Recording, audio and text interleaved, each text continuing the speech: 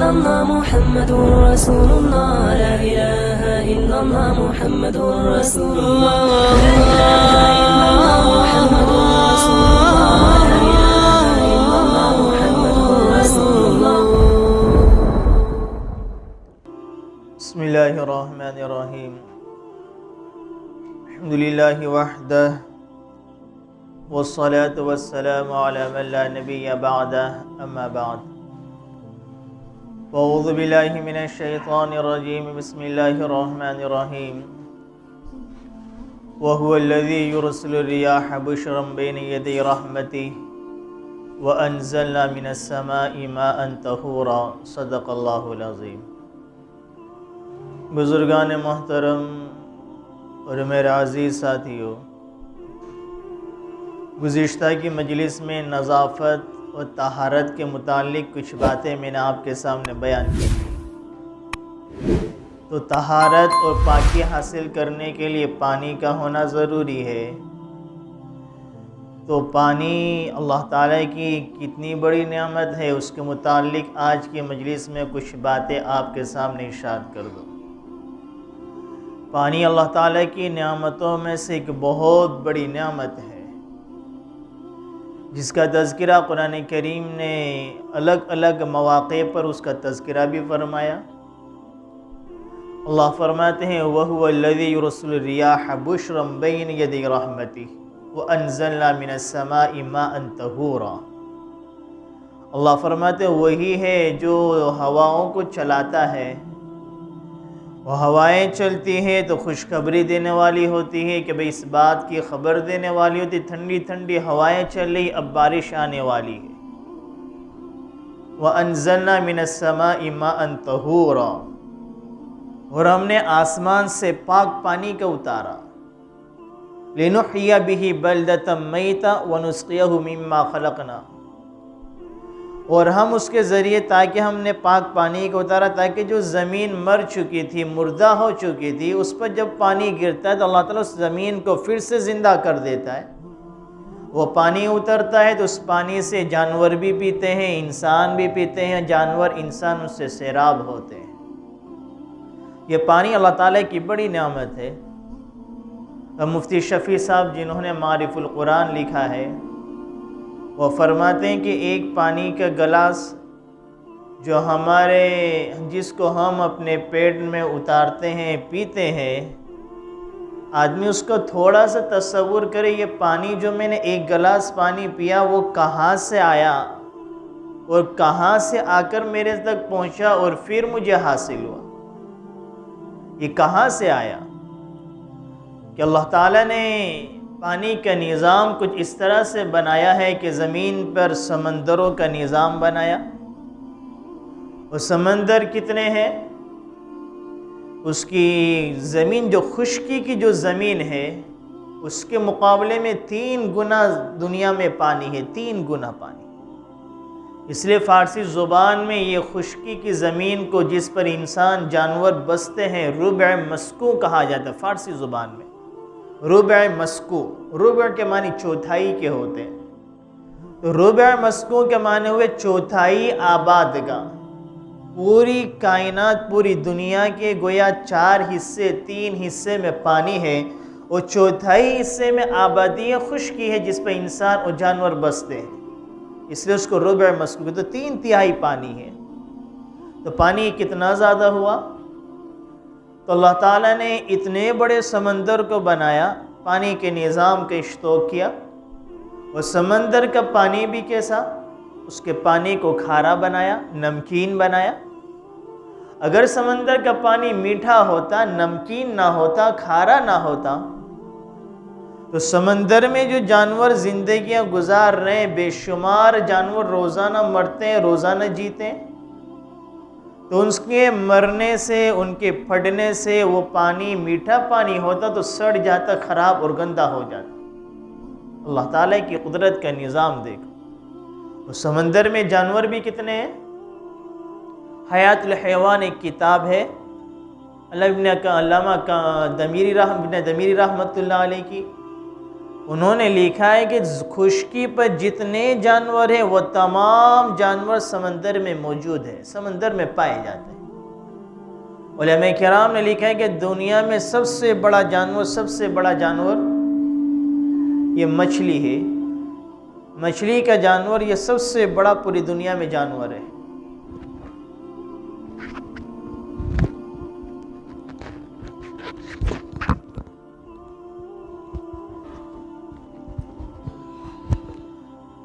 تو سب سے بڑا جانور جو ہے وہ مچھلی جانور ہے دنیا میں، اسی لیے ویل مچھلی کے بارے میں مشہور ہے کہ کتنا بڑا جانور ہے۔ تو اس سے مچھلی سے بڑا جانور پوری دنیا میں کوئی نہیں، اتنے بڑے بڑے جانور سمندر میں موجود ہیں۔ تو وہ سمندر میں مرتے بھی ہیں، جیتے بھی ہیں۔ اگر وہ مرتے ہیں، ان کا جسم پھٹا پھولتا ہے، دوسرے جانور کھاتے ہیں۔ تو اگر سمندر کا پانی میٹھا ہوتا، علماء کرام فرماتے ہیں کہ وہ پانی میٹھا ہوتا تو سڑ جاتا، خراب ہو جاتا۔ اللہ نے سمندر کے پانی کو نمکین بنایا، کھارا بنایا کہ جو اس میں جانور مرتے بھی ہیں، پھلتے پھوٹتے بھی ہیں، تو وہ پانی اس کو مرنے کی وجہ سے پانی خراب نہیں ہوتا۔ اللہ تعالیٰ کا کتنا نظام دے۔ پھر صرف سمندری کا پانی ہوتا اور اس کے علاوہ کہیں کنویں نہ ہوتے، ندیاں نہ ہوتی، نالی نہ ہوتی، بادلوں کا برسنے کا نظام نہ ہوتا، بارش کا نظام نہ ہوتا، تو ہر انسان کو پھر سمندر تک جانا پڑتا، وہاں سے پانی لانا ہوتا، اور ہر انسان کو سمندر تک پہنچنا یہ بھی مشکل۔ اللہ نے اس کے لیے ہر گھر بیٹھے پانی کو کس طرح سے پہنچا دیا کہ سمندر سے اللہ تعالیٰ نے بادلوں کو اٹھایا، وہ بادل وہاں سے سمندر سے پانی کو لیٹ رہے ہیں، اور اس طرح سے اللہ نے ان میں مشینوں کو رکھ دیا ہوا ہے کہ گویا وہ میٹھا پانی لیتے ہیں، کھارا پانی نہیں لیتے ہیں۔ وہ سمندر سے اپنے بادل جو ہے وہ میٹھا پانی کو بھرتے ہیں، اللہ کے حکم سے جہاں جہاں اللہ کا حکم ہوتا ہے وہ پانی پوری دنیا میں پھیلتے ہیں، برستے ہیں، بادل جاتے ہیں، اور وہ بادل پھر میٹھا پانی لے کر برستا ہے، اور وہ پہاڑوں پر جاتا ہے، وہاں برف میں جم جاتا ہے، اور وقتاً فوقتاً وہ برف پگھل کے اس کا پانی الگ الگ خطوں میں پہنچتا ہے۔ وہ پانی جب زمین کی نچلی سطح پر جاتا ہے تو نالوں کی شکل اختیار کرتا ہے، ندیوں کی شکل اختیار کرتا ہے، نہروں کی شکل اختیار کرتا ہے۔ وہی پانی ندی کے ذریعے سے کنویں کے چشمے کے تک پہنچتا ہے، وہ کنواں بھرتا ہے، وہ کنویں کے ذریعے وہ زمین کے نیچے کے ذریعے ندیوں سے انسان اپنے آپ کو پانی حاصل کرتا ہے۔ کتنا بڑا نظام اللہ تعالیٰ نے بنایا۔ اگر پوری دنیا مل کر بھی یہ پورا نظام بنانا چاہے تو نہیں بنا سکتے۔ اللہ نے اس طرح سے پانی کا نظام بنایا۔ وہ پانی اتنا بڑا نظام ہونے کے بعد وہ پانی ہمارے پاس پہنچتا ہے، آدمی آسانی سے پی لیتا اور اس کو پتہ بھی نہیں چلتا یہ پانی اللہ تعالیٰ کی کتنی بڑی نعمت ہے۔ اللہ تعالیٰ نے پانی میں وہ تاثیر رکھی کہ ہر چیز میں پانی موجود ہوتا ہے۔ پانی کے بغیر انسان زندگی نہیں گزار سکتا۔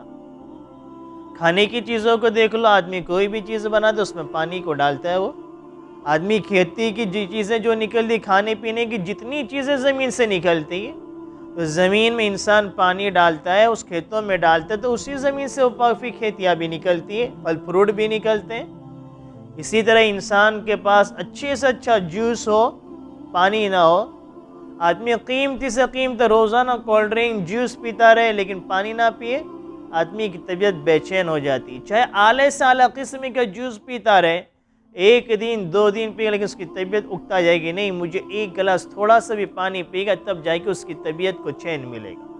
اللہ نے یہ نظام پانی میں طبیعت میں یہ رکھا ہے۔ تو پانی اللہ تعالیٰ کی بڑی نعمت ہے۔ اللہ تعالیٰ نے پانی کے ذریعے انسان کی ضرورتیں بھی پوری ہوتی ہیں، اور اللہ تعالیٰ نے پانی کو اس کی فطرتی اعتبار سے انسان کے ظاہری جسم کو، کپڑے کو، باطن کو پاک کرنے والا بنایا۔ اللہ تعالیٰ کی بڑی نعمتوں میں سے ہارون رشید کے بارے میں کہ واقعہ کتابوں میں لکھا ہوا ہے کہ ہارون رشید ایک مرتبہ سفر میں نکلے، راستے سے بھٹک گئے، ساتھ میں جو کھانے پینے کا توشہ تھا وہ بھی ختم ہو گیا، پانی بھی ختم ہو گیا۔ تو جاتے چلتے ایک جھوپڑا ان کو نظر آیا، وہاں پر وہ پہنچے، بھوکے پیاسے تھے تو پانی مانگا، تو اس نے لا کر پانی کا گلاس پیش کیا۔ جیسے ہارون رشید پانی پینے لگے تو کہا ان کو کہ آپ تھوڑی دیر ٹھہرے جائیے، اور اس نے ایک سوال کیا کہ یہ پانی کا گلاس جو آپ کے پاس ہے، آپ کو پانی کی پیاس بھی لگی ہے، اور یہ پیاس آپ کی بڑھتی چلی جائے، شدت بڑھتی چلی جائے، اور آپ کے پاس پانی نہ ہو، صرف یہ ایک گلاس پانی کے، تو آپ اس ایک گلاس پانی کی کتنی قیمت لگاؤ گے؟ ہارون رشید نے کہا میں اپنی آدھی سلطنت اس کے اوپر لگا دوں گا کہ ایک گلاس پانی مجھے مل جائے تاکہ میری پیاس مٹ جائے، میں زندہ تو بچوں۔ پھر اس نے کہا ٹھیک ہے، آپ پانی پی لیجئے۔ جب پانی پیا تو پھر اس نے ایک سوال کیا کہ بادشاہ سلامت، یہ پانی کا جو گلاس آپ نے پی لیا، آپ کے اندر چلا گیا، اب اگر یہ پانی آپ کے جسم سے باہر نہ آئے، پیشاب کے ذریعے باہر نہ نکلے، اندر ہی جسم میں رہ جائے، تو آپ اس کو نکالنے کے لیے کیا قیمت لگاؤ گے؟ میں اپنی آدھی سلطنت لگا دوں گا۔ یہ تو اور بھی مصیبت کی چیز ہے کہ پانی اندر جائے لیکن باہر ہی نہ آئے، آدمی کی طبیعت بے چین ہو جاتی ہے، آدمی بے چین ہو جاتا ہے، فوراً ڈاکٹر کی طرف، ہاسپٹلوں کی طرف بات کیا کہ مجھے 2 دن سے پیشاب نہیں ہو رہا ہے، آدمی کی طبیعت بے چین ہو جاتی، آدمی کے جسم میں پانی آ جاتا ہے اس کے ظاہری بدن پر۔ تو اس نے کہا کہ بادشاہ سلامت، آپ کی دنیا کی سلطنت جو آپ کے پاس ہے، بادشاہ جو آپ کے پاس ہے، حکومت جو آپ کے پاس ہے، اس کی قیمت ایک گلاس پانی کے بقدر ہے، ایک گلاس پانی کے بقدر۔ اللہ تعالیٰ کتنی بڑی نعمت ہے اللہ تعالیٰ کی۔ تو اللہ تعالیٰ فرماتے ہیں کہ اللہ تعالیٰ نے آسمان سے پانی کو اتارتا ہے، وہ پانی اتارتا ہے تاکہ وَأَنزَلْنَا مِنَ السَّمَاءِ مَاءً طَهُورًا، اللہ تعالیٰ فرما رہے کہ ہم نے آسمان سے پاک پانی کو اتارا، وہ پاک پانی اتارتے ہیں تاکہ اس پانی کے ذریعے انسان استعمال کر کے اس پانی کے ذریعے اپنے ظاہری باطن نجاست کو انسان دور کر دے۔ اللہ نے انسان پانی کی فطرت جو رکھی، اس کی اصل طبیعت پاکی کی رکھی۔ ہاں، جب تک اس میں کوئی باہر کی چیز مل جائے، کوئی باہر کی گندی چیز مل جائے، پھر پانی کو خراب کر دے تو پانی خراب ہو جاتا ہے، ورنہ فطری طور پر پانی پاک ہوتا ہے۔ اسی لیے مدینہ میں ایک کنواں تھا جو تھوڑا نچلے حصے میں تھا، تو جب وہاں پر بارش ہوتی تو ہوائیں چلتی تو بارش کی وجہ سے گندگیاں بھی اس کنویں میں چلی جاتی، گندگیاں اور کچرے وغیرہ چلے جاتے، لیکن اس کا سوت بہت زیادہ تھا، یعنی نیچے سے پانی کا جو فورس تھا، اندر سے کنویں کے اندر سے جو پانی نکلتا ہے اس کا فورس زیادہ تھا، تو وہ اتنا زیادہ تھا کہ اس سے جب کھیتیوں زمینوں کو سینچا جاتا، زمینوں میں کھیتوں میں پانی پہنچایا جاتا، وہ تمام گندگیاں وغیرہ سب صاف ہو جاتی کنویں سے۔ لیکن صحابہ کرام کو یہ شک تھا کہ کیا ہم اس کنویں سے پانی سے وضو کریں گے، غسل کریں گے تو ہمارا وضو بھی صحیح ہوگا یا نہیں ہوگا، غسل صحیح ہوگا کہ نہیں ہوگا؟ تو آپ علیہ السلام کو پوچھا اسی کنویں کے بارے میں، آپ نے فرمایا کہ پانی کے بارے میں، فوسی کے بارے میں فرمایا کہ وہ پاک ہے، الماء طہور، پانی پاک ہے، اس کو اصلی، اس کو فطری طور پر ہمیشہ کے طور پر کوئی چیز ناپاک نہیں کرتی ہے۔ ہاں، وہ الگ مسئلہ ہے کہ اس کا رنگ، بو، مزہ، وصف وغیرہ بدل جائے۔ اسی طریقے سے صحابہ کرام نے سمندر کے پانی کے بارے میں بھی سوال کیا کہ سمندر میں جانور، بے شمار جانور رہتے ہیں، مرتے ہیں، اور وہ وہاں پر مرتے بھی، اگر اس سمندر کے پانی سے اگر انسان پھر وضو کر رہا ہے، غسل کر رہا ہے، تو وہاں پر جانور بھی مرے ہوئے ہوتے ہیں سمندر کے، تو کیا اس سے وضو ہو سکتا ہے یا نہیں ہو سکتا ہے؟ اس کے بارے میں صحابہ کرام نے سوال کیا، ہمارے نبی نے وہی جواب دیا، الماء طہور، کے پانی سمندر کا جو ہے وہ پاک ہے، اس میں کوئی حرج کی بات نہیں، تو پانی اس کی فطری اعتبار سے پاک ہے۔ اللہ تعالیٰ نے پانی ایک ایسی نعمت کو بنایا ہے کہ آج ہمارے یہاں تو پانی کی اتنی فراوانی ہے، آج ہمیں ان پانی کی قدر و قیمت نہیں کہ آدمی جتنا چاہے اس کو پی لیتا ہے، جیسے چاہے اس کو وضو میں، غسل میں استعمال کرتا چلا جا رہا ہے۔ لیکن ہمارے ملک میں کچھ علاقے ایسے بھی، اور دنیا میں بھی بہت سے ممالک ایسے ہیں جب پانی کی بڑی قلت ہوتی ہے، وہ پانی پینے میں بھی اور پانی کا وضو غسل میں استعمال کرنے میں بڑی احتیاط سے برتتے ہیں، بڑا احتیاط برتتے ہیں، بڑی احتیاط سے وہ کام لیتے ہیں، اور پانی میں بھی فضول خرچی سے شریعت نے منع فرمایا۔ حتیٰ کہ اگر کوئی شخص سمندر کے کنارے بیٹھ کر وضو کرے، علماء کرام نے یہ مسئلہ لکھا ہوا ہے، اگر کوئی شخص سمندر کے کنارے بیٹھ کر وضو کر رہا ہے، وہاں بھی فضول اور بیکار پانی کو بہا رہا ہے، تو وہ بھی گنہگار ہوگا۔ اللہ تعالیٰ کی وہ نعمت ہے۔ آگے جب وضو کا بیان آئے گا، غسل کا بیان آئے گا، تو میں پانی کا مقدار بھی آپ کے سامنے بیان کروں گا کہ نبی کریم صلی اللہ علیہ وسلم پانی میں، وضو میں کتنے مقدار کے وضو، پانی کی مقدار سے وضو فرماتے تھے، علماء کرام نے لکھا ہوا ہے۔ آپ غسل فرماتے تو کتنے پانی کی مقدار سے آپ غسل فرماتے تھے، یہ بھی علماء کرام نے لکھا ہوا ہے۔ تو بیجا پانی کو استعمال کرنا، یہ پانی کی نعمت کی ناقدری ہے۔ جب بھی ہم پانی کو استعمال کریں، چاہے پینے کے طور پر ہو یا چاہے وضو اور غسل کے طور پر ہو، اس کے استعمال کرنے کے بعد ہم اللہ تعالیٰ کا شکر ادا کریں، اللہ تو نے یہ نعمت بڑی آسانی کے ساتھ ہمیں عطا فرمائی۔ اسی لیے حضرت تھانوی رحمۃ اللہ علیہ کو ان کے شیخ نے کہا کہ میاں اشرف، جب پانی پیو تو ٹھنڈا پانی پیو، کہ ٹھنڈا پانی پیو گے تمہارے بدن کی رگ رگ سے اللہ تعالیٰ کا شکر ادا ہوگا۔ کہ جب آدمی ٹھنڈا پانی پیتا ہے تو اس کی بدن میں سکون ملتا ہے، تو پھر جو شکر ادا ہوگا تو گویا بدن کے رگ رگ سے روئے سے اللہ تعالیٰ کا شکر ادا ہوگا۔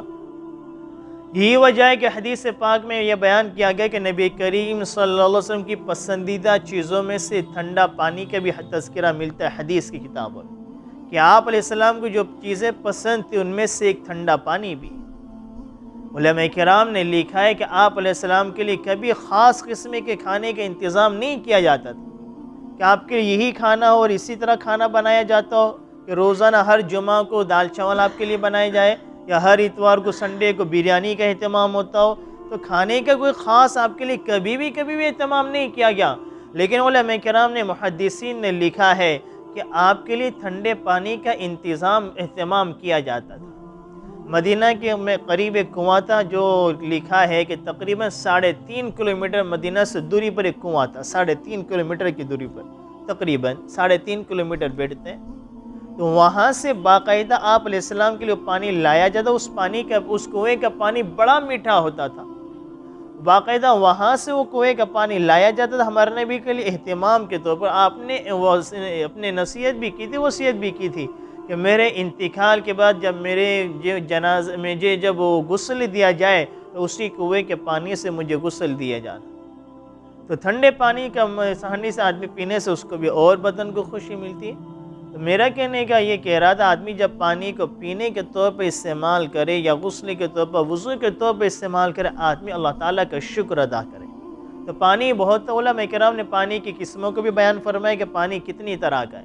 ایک پانی تو وہی جو طاہر مطہر جس کو کہتے ہیں، یعنی ایک پانی کی قسم تو وہ ہے جو پانی خود بھی پاک ہوتا ہے اور وہ پانی دوسرے کو بھی پاک کرنے والا ہوتا ہے۔ یہ پانی کون سا ہے جس کو میں آئندہ تفصیل سے بیان کروں گا۔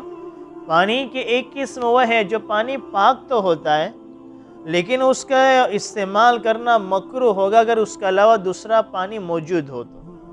وہ کون سا پانی ہوتا ہے کہ گھریلو مرغی اگر یا بلی ہے، چوہا ہے، گھریلو بلی ہے، چوہا ہے، اس نے اگر پانی میں منہ ڈال دیا تو اس کے علاوہ دوسرا پانی موجود ہے، یہ پانی پاک تو ہے لیکن اس کے علاوہ دوسرا پانی موجود ہے تو اس کے ہوتے ہوئے اس پانی کو استعمال کرنا مناسب نہیں۔ تیسرا پانی کی قسم وہ ہے جو نجس ہے، ناپاک ہے، کہ پانی کے اندر کوئی ناپاک چیز گر گئی، یا اگر پانی دو قسم کے ہوتے ہیں، ایک تو پانی کو کثیر، پانی کو جب زیادہ کہتے ہیں پانی بہت زیادہ ہو، اور ایک ہے مائع قلیل، تھوڑے پانی میں اگر تھوڑی سی بھی نجاست گر جائے، ایک قطرہ بھی پیشاب کا گر جائے گا تو پانی ناپاک ہو جاتا ہے۔ اور ایک ہے مائع کثیر، اس میں تھوڑی نجاست گر جائے، ناپاکی گر جائے تو پانی ناپاک نہیں ہوتا، ہاں جب تک کہ پانی کا رنگ، مزہ، بو بدل جائے گا تو پانی ناپاک ہو جاتا ہے۔ اب مائع کثیر بھی کسے کہتے ہیں، مائع قلیل بھی کسے کہتے ہیں، اس کو آئندہ اور میں تفصیل سے بیان کروں گا۔ بھی پانی کی قسموں کو سمجھ لو کہ ایک قسم تو میں نے وہ بتائی جو پانی پاک بھی ہوتا ہے اور پاک کرنے والا بھی ہوتا ہے۔ وہ عام پانی، وہ کون سا پانی کہ بھئی بارش کا پانی، اسی طریقے سے سمندر کا پانی، تالاب کا پانی، کنویں کا پانی، جو عام پانی ہوتا ہے وہ پانی پاک کرنے والا بھی ہوتا ہے، پاک بھی ہوتا ہے، پاک کرنے والا بھی ہوتا ہے۔ دوسرا پانی پاک تو ہے لیکن اس کا استعمال مکروہ۔ تیسرا پانی وہ ہے کہ وہ نجس، ناپاک ہے، اس کو آپ کو استعمال کرنا، اگر کوئی ناپاک اس پانی میں گر گئی تو پانی ناپاک ہو گیا، ہم اس کو استعمال نہیں کر سکتے۔ ایک پانی کی قسم وہ ہے جو پانی پاک تو ہے لیکن وہ پانی پاک کرنے والا نہیں ہوتا ہے۔ وہ پانی پاک ہے، اگر آپ کے کپڑے پر گر گیا، آپ کے بدن پر گر گیا تو آپ کے کپڑے ناپاک نہیں ہوں گے، آپ کے بدن ناپاک نہیں ہوں گے، لیکن اگر اس پانی سے اگر کوئی وضو کرنا چاہے یا اس پانی سے کوئی غسل کرنا چاہے تو وہ نہیں کر سکتے۔ وہ کون سا پانی؟ مائع مستعمل جس کو کہتے ہیں، استعمال شدہ پانی۔